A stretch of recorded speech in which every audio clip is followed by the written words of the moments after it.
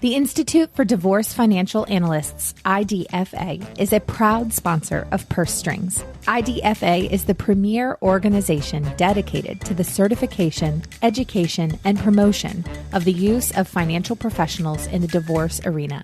IDFA provides specialized training to accounting, financial, and legal professionals in the field of pre-divorce financial planning. To find out more about earning the Certified Divorce Financial Analyst designation, visit institutedfa.com. Okay, so coming up on today's edition of Women in Money, the shit we don't talk about, our guest is Sarah Hellenbrand. Sarah is founder of Studio Elevate Fit here in Libertyville, Illinois. Yes, and I met Sarah at a networking event where she told her story of opening her own business. I loved how real her story was, and I knew that once I heard it, I wanted to share her story with our listeners. We know over 1,800 women open new businesses every day in America. And being an entrepreneur, we know it's not as easy as it looks. So true. But we also know that when you have a passion and a drive for the work you're doing, almost nothing can stop you. We can't wait to dive in and learn all about Sarah and her entrepreneurial journey. So let's get started.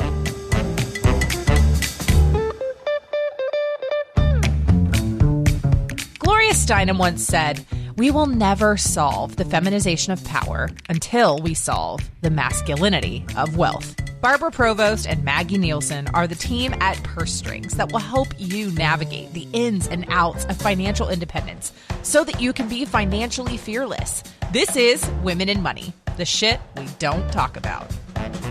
Hey, Sarah, we are so glad you are with us today. Thank you for being here. Before we dive into this interesting topic, can you share a little bit about yourself? Absolutely. Well, thank you for having me. My name is Sarah Hellenbrand. I live in the northern Chicago suburbs, and I'm a proud owner of a fitness studio. I am a mom to Eleanor. She's 8 years old, and for better or worse, the reincarnation of myself. So she is a constant for us. My husband and I love cooking. As a family, we love being outdoors, which begs the question of why we live in the Midwest. But anytime that we can, we're outside hiking or walking or trying to find some animals to look at. So we are explorers by nature. Fitness is a passion of mine and always has been. I was an athlete for most of my life. I was a competitive swimmer through college. After that, I decided I would try running. It wasn't so much for me. And then I found the group fitness world, and that was very much where my heart kind of got lit up through movement. So that is something that is still very much a huge part of my life, and obviously the driving force behind the studio. Awesome. So, Sarah, when I heard you tell the story of opening your business, it was really revealing about who you are and what your internal struggles were, and then what brought you joy, and kind of really your search for what it is you wanted to do. And so I thought, that's just so interesting, because so many of us are on that same journey of really finding what it is that our passion is and what brings us joy and how we want to spend our time, our days, our lives. So I would love for you to just talk a bit about what led you to open your own business, your own fitness studio. Yeah, it is a 10-year journey at least. I think it goes really back to when I graduated college, and my first job out of school was in the pharmaceutical corporate world. I had a job that I was probably really underqualified for and got very quickly overwhelmed with. So working in the corporate world was a shock to the system after being in college. But I also realized very quickly it wasn't a fit. So I really struggled with that job for about just under 2 years. And when I say struggled, I had crippling anxiety, depression hit really hard. I couldn't separate myself from the stresses that I felt working in that world. And I got to the point where I was literally too depressed to keep working. And so I just had to quit. I didn't have a backup plan. My husband and I had just gotten married. So I was 23, didn't have a job, just gotten married, and didn't know what I wanted to do with my life. So I kind of struggled in that place for several months. And then I started just applying for and working jobs that I did not care about. And I followed this pattern. I apply for and work jobs and offices, no passion behind it. The same things kept coming up for me. Like I'd get anxious. I wouldn't be able to separate myself from that anxiety. It would lead to depression. I wouldn't be able to continue doing it. And the cycle continued. And at that time, I also wasn't really dialed into what I needed to be doing to take care of my mental health. It was just kind of head down, keep going until, there's light at the end of the tunnel or until I try something different. And then what was kind of a blessing was I got pregnant and the job I was working didn't love. And I say it was a surprising blessing. I had my daughter, of course, that was a blessing, but then I got hit with, no surprise, some postpartum depression that made it impossible for me to leave her. So the plan was for me to return to work, go back to the office job that I didn't care about after having her. And I just couldn't literally leave her for a year. So in that, I at least was fortunate to have a partner who was able to, it was tight for a while, but was able to support us through this. But I stayed home with her. And she also, just by happenstance, was the type of baby that would not let me put her down. Happy as can be if she was on my body, but could not lay this child down. So I got really good at doing everything one-handed or having her on my body while I was doing it. And I happened to be going to a Mommy and Me weekly meeting. It was like my lifeline to the outdoor world. I looked forward to it so much, just have adult conversation, because at that time it was just really me and my baby at home. And then that once a week, I'd either go to the grocery store or I'd go to this meeting. So all that is to say is that like 6 months and my daughter, or some of the moms were saying like, I literally don't even know how to work out right now. I don't even know how to start getting back into shape other than walking with the stroller, because these babies, like, they just need us all the time. And I said, you guys, I've got this figured out, because I can't set her down ever. And I wanted to start moving. So I've got like, I can lead you through a whole workout. Let's start meeting in parks and I'll show you how to do this. So it started small, but we had like a weekly group of moms that would meet me in a park at like 10:30 in the middle of a Wednesday. I'd lead them through a 45-minute workout using the babies. We'd hold them while we squatted. We'd plank over them. Like, they were very much a staple in the workout. So it kept the babies engaged so that we could move and feel better. Eventually the baby started crawling away and walking. So it wasn't a real sustainable program, but it gave me the confidence to know that, okay, so this passion that I've had for a while is something that I can see myself doing professionally. 2, there's an interest in it. And 3, people are like showing up for it. So it started small, but I think by the end of it, we were having like 20 women that I didn't even know just show up in a park. That's incredible. Yeah. I think, you know what's so cool about that is you just followed what drove you towards what was making you happy and what worked for you. And it worked for so many other people too. They were in the exact same situation you were. That was so cool. Yeah. It was, it felt very natural. It wasn't forced, which was maybe the first time in my life I've ever experienced like a natural drive. And prior to all of this, I just thought that I was lazy. I thought I was a bad worker. I thought I was somebody who was weak and couldn't handle having a job. I just didn't have the right job. I just wasn't working anything that mattered to me. And so I couldn't get behind it. And so finally, in the first time in my life, I'm like, oh, I actually am good at something. I actually do have the ability to work on something. So I launched my first attempt at a business then. I started renting out space through the park district. I charged people $5 a class, which, it's so funny. I think it's worth noting that we do not give ourselves enough credit for what our value is. That's just a side note. Anyway, and I did that for a while. And then I realized, like, at the time, I just needed more experience to do what I wanted to do really well. So I started working at small boutique studios and big box gyms and small independent businesses and franchises. And throughout the course of 5 years, I learned a lot about what it took to run a really dynamic and exciting fitness experience, but also what it looks like behind the scenes to create schedules and understand what our clients are looking for. And in that, I also had the opportunity to get a lot of trainings and certifications that just kind of bolstered up what my knowledge was and understanding of how to deliver a quality product to a client. What was a blessing in disguise, again, happened during the pandemic. As we know, it changed the world and it really changed the fitness industry. So overnight, we had to go from teaching in a room with 20 or 30 people to staring at a computer screen like this, but having to still perform and having to still deliver the same type of content. It was a new skill. It was uncomfortable at first. And then over time, I got something that I was really good at. I worked for a franchise at the time, and the franchise kind of bound together for these live stream workout classes. So it was more than just the people at the studio I was watching. At times we had 500 or up to 1,000 people watching me live. So that was, that's kind of cool. It was cool. It was very intimidating though, because while I was streaming, I could see how many people were watching live. And it was a skill to just ignore the number, stare at the green light, and keep going. Gonna put a little Post-it note over that area. Yeah. Right. So, but along the way, I felt like I was just always picking up things. It's common in the fitness world for a professional to work multiple locations at a time. So it was great because each place I worked certified me in their own approach. I got to learn the inner workings behind the scenes. So it was a great time period where I just was a sponge. And then the pandemic happened. The number of places that I was working at reduced just to this one franchise. And at the end of the pandemic, that owner decided she was no longer interested in running the business. And in that time, my confidence just kind of kept increasing. And it gave me at least enough to, when she told me she was closing, I'm like, okay, I'm going to write a business plan. Like, let's just even see if this is feasible. Like, well, I'll write it all out. I'll put together a spreadsheet. Like, let's even see if this is a thing. And I put it together. And that was, again, like one of the first times where I surprised myself with my focus. My daughter was gone at school for like 6 hours or however long the school day is, 6.5 hours that day. And I was at my computer for the whole 6.5 hours that day, just furiously typing, doing numbers.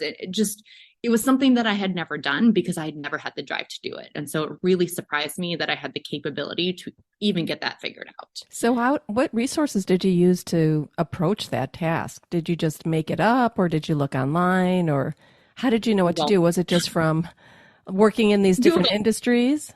No, I learned a lot about fitness working in the industries, but I knew nothing about how to launch a business from the get-go. So 90%, I think, of what I've learned, I've just had to look up online or watch a YouTube video, or maybe I learned something from a podcast, but this isn't new information, I'm sure, for anyone who is an entrepreneur, but it is an ongoing continuing education program. You got it.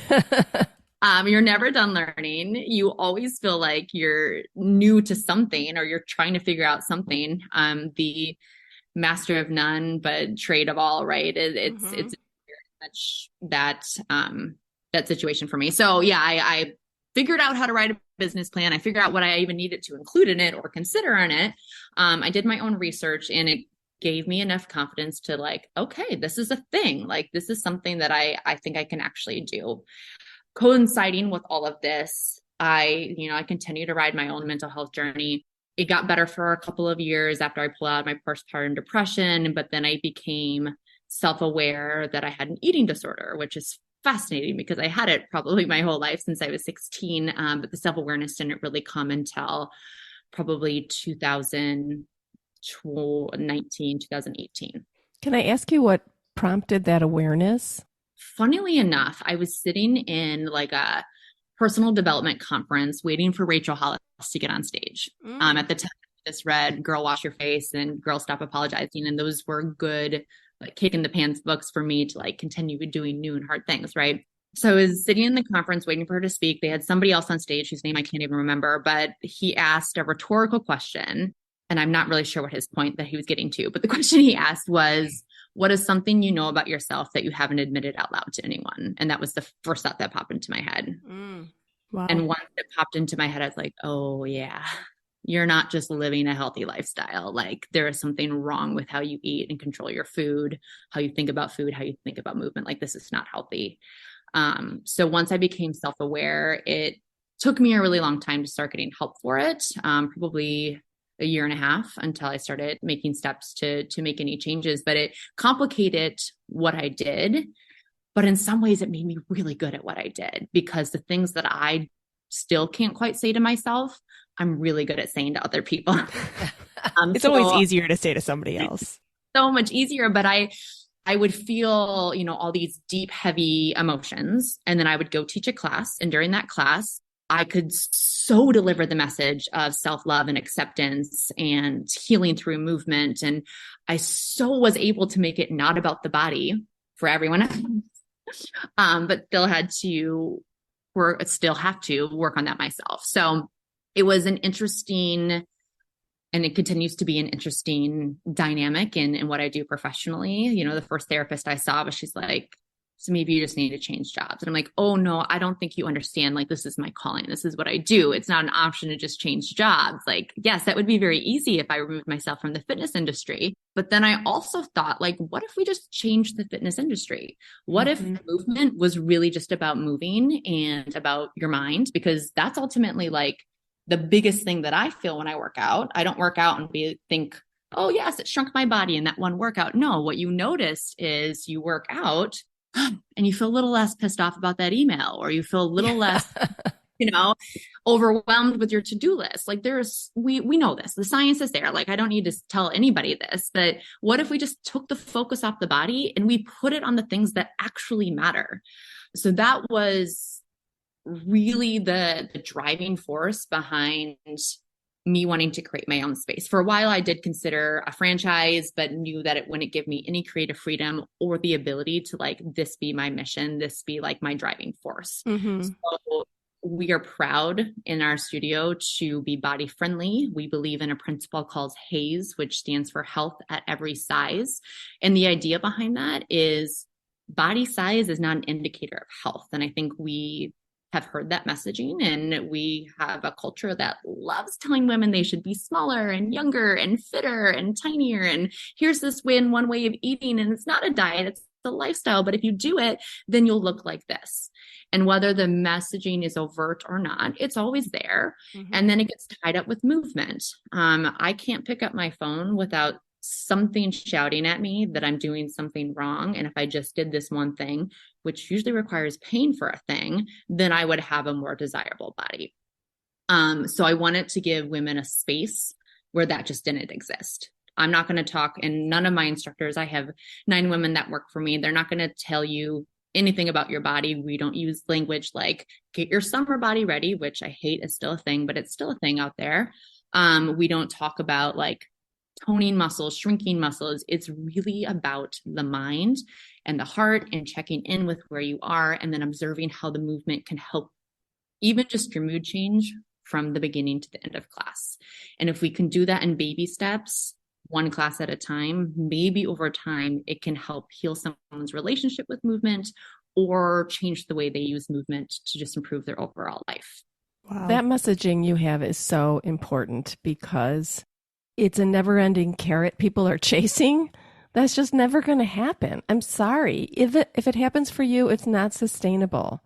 And it's just given us such negative messaging to ourselves and our bodies and who we are at every point in turn. And it's an unachievable goal. And you're right. We need to just practice self-love, acceptance, and be grateful for our health and our bodies. Maggie, did you want to add to that? Yeah, I mean, I just think this message is amazing, because we always get told that we're never enough no matter what we do. So I'm so, happy that there is this almost like safe place to go and just help your mind get better. And it's just amazing. But I also wanted to highlight that you're also employing 9 women right now, which is no small feat. And from someone who thought they couldn't even like hold down a job, much less like found their passion, and now employing 9 women, like that's astounding. I mean, that's something that you should be really proud of. And I want to make sure that gets highlighted, because that was a little quiet there, and I want to make sure that gets amplified, because that's pretty amazing. Thank you. It's I'm lucky to have the team that I have. I'm also lucky to have the buy-in from the team that I have, because again, like anybody who's worked in the fitness industry over the past decade doesn't necessarily share the ideology that I do. So whether people buy in 100% as much as me, I don't know, but when they're here, they deliver the right messaging. And, what makes me know that we've done a good job is every other place that I've ever worked on a Monday morning, women come in, they sit down, they start talking about how bad they were over the weekend, what they ate and drank, how they need to detox, how bad they're feeling about themselves. And intentionally or not, that doesn't happen here. People don't walk in, they're not talking about food. They're not talking about any shame associated with behavior of living life and enjoying their weekends or whatever that might be. And I can't quite put my finger on how that happened, but it's a thing here.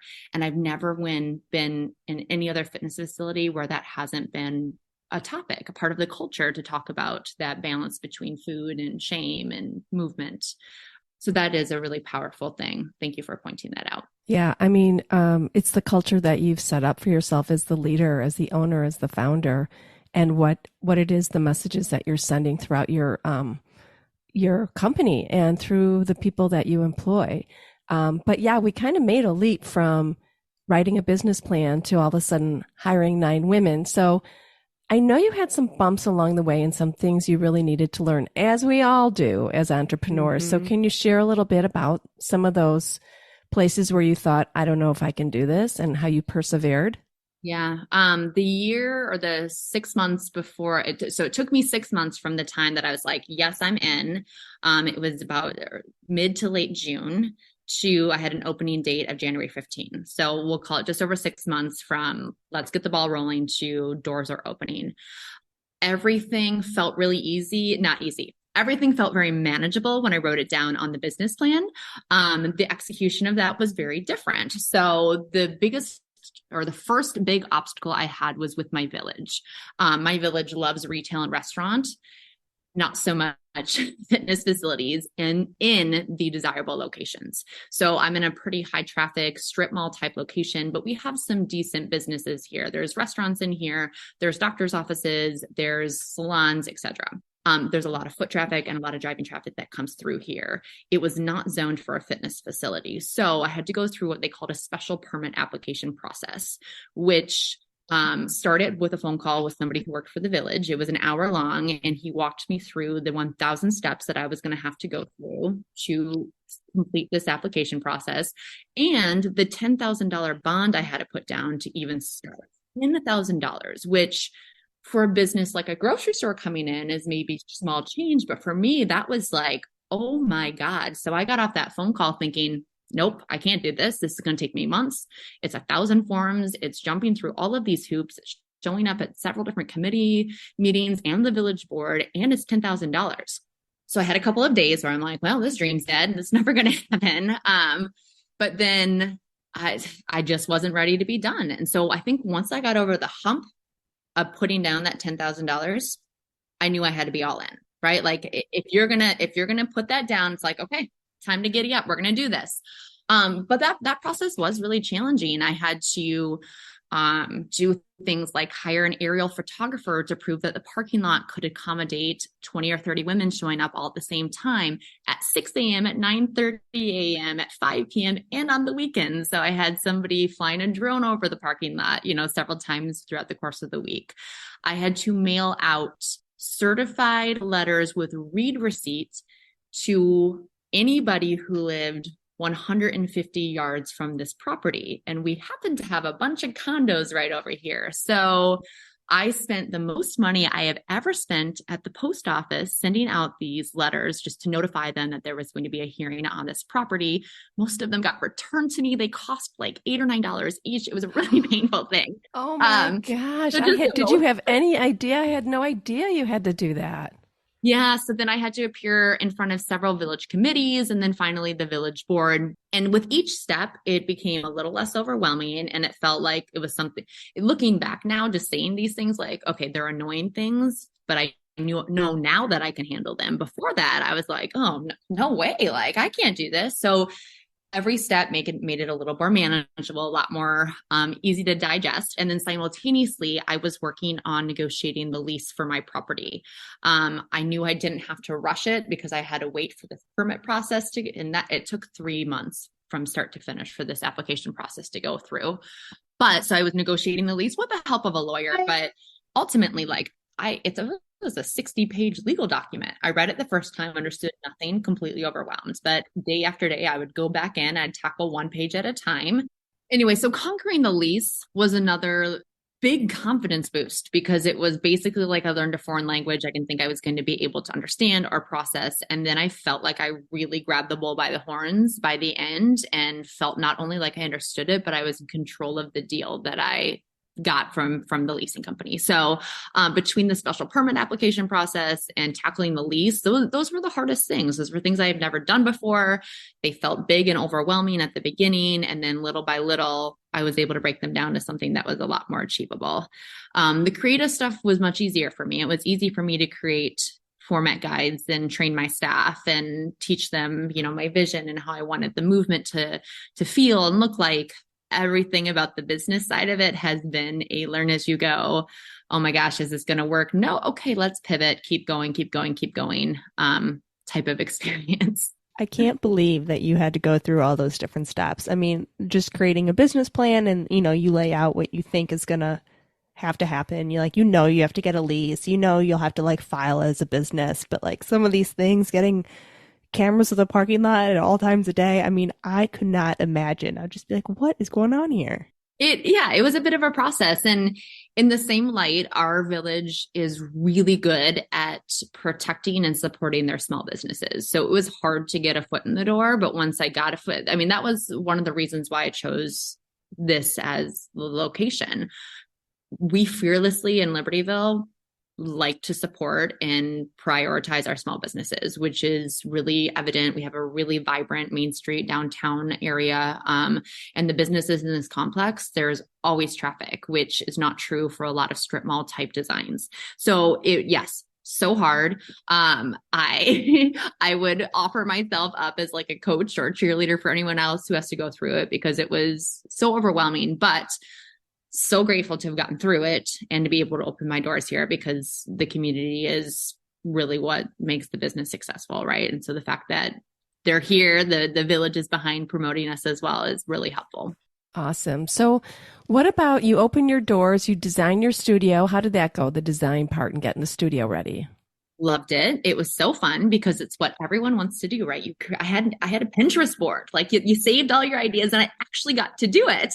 So that part was really fun for me. I worked with a contractor. I showed him, my very specific ideas and said, I just really want you to recreate this. I'm also lucky. My father-in-law is a custom furniture maker by design. So he helped build some of these really beautiful pieces in the studio that are unique and give it a different aesthetic that what you might associate with a fitness facility. So the appearance of the room was important to me because I wanted it to literally feel like an oasis and a sanctuary, almost like a spa type of experience when you enter the space. So during class, we have all of the blinds drawn on the windows. The lighting is soft. There's accent lighting. I have candles and essential oil diffusers going. I really wanted in every way that I could to make a shift from what it's like outside that door to when you immediately walk in. It's like an exhale. It's a different space. So the design part was fun for me, and it still is fun to continue to enhance it to this day. Can I ask you how you got funding to start your business?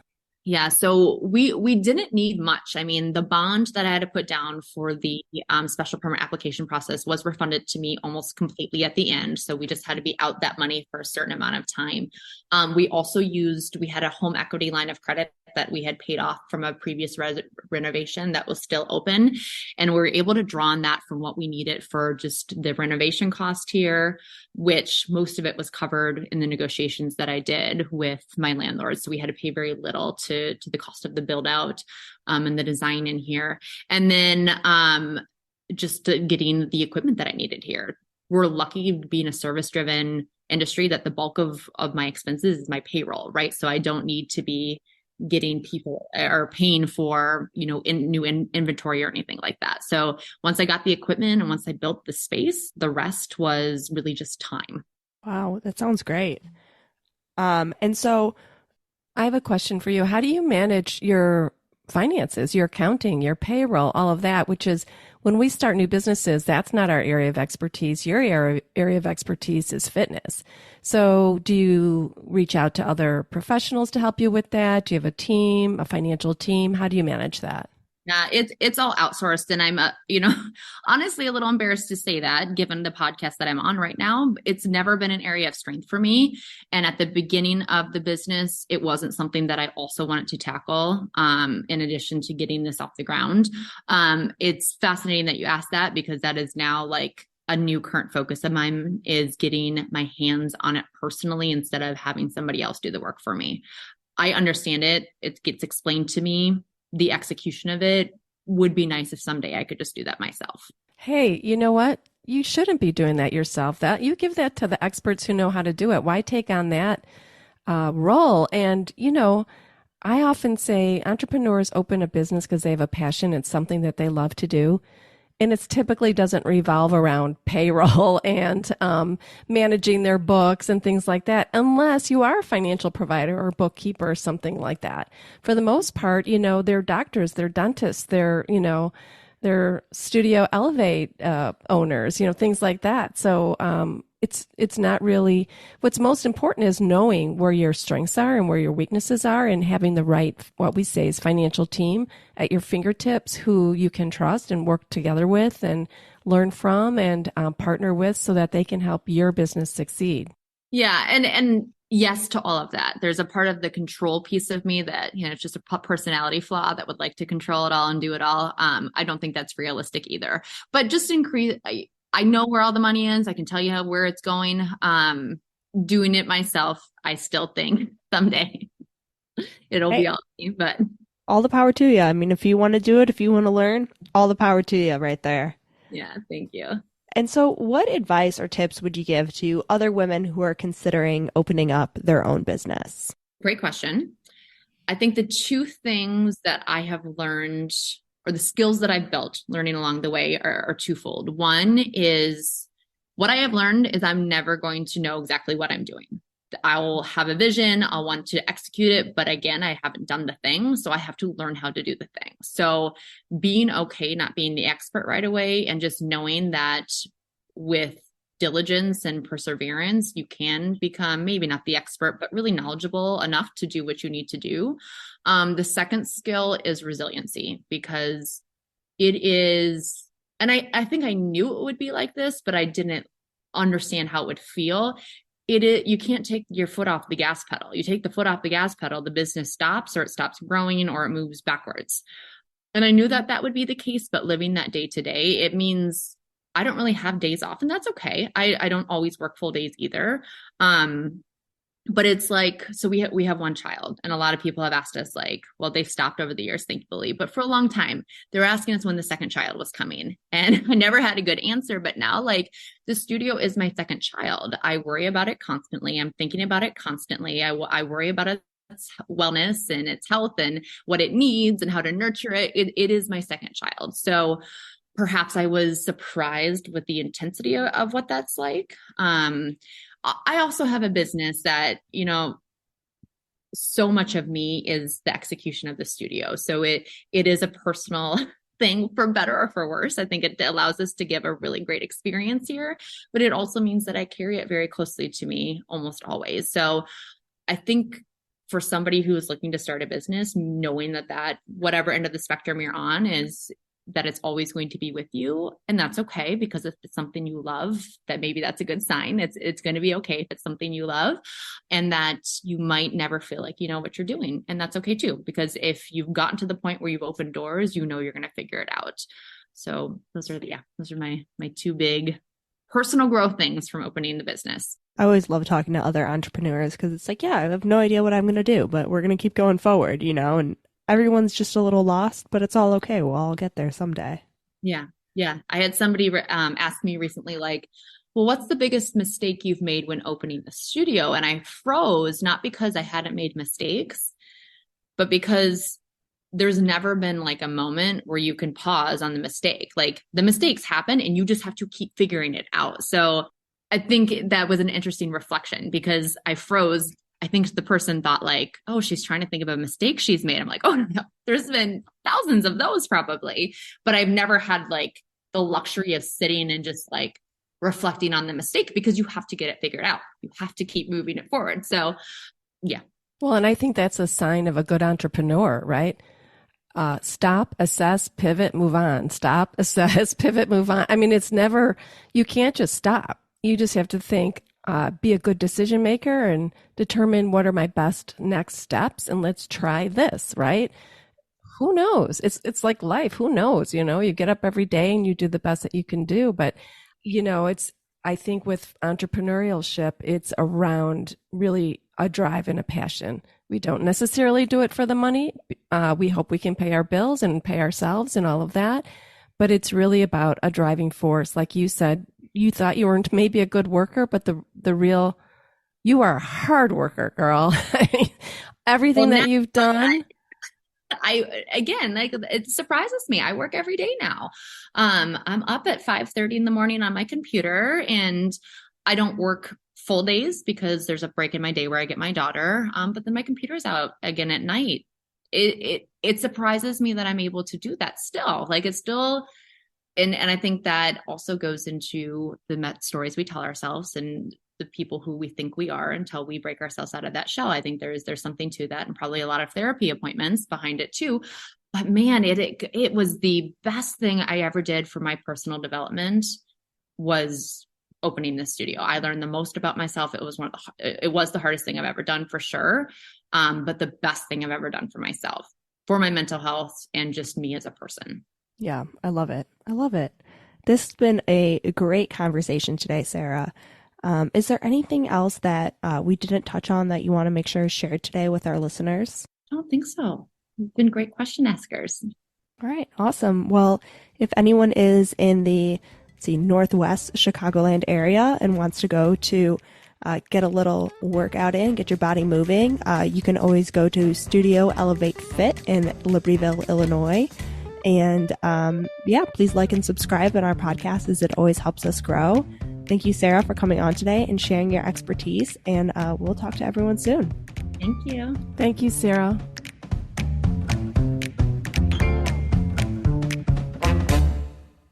Information is for illustrative purposes only and does not constitute tax, investment, or legal advice. Always consult with a qualified investment, legal, or tax professional before taking any action.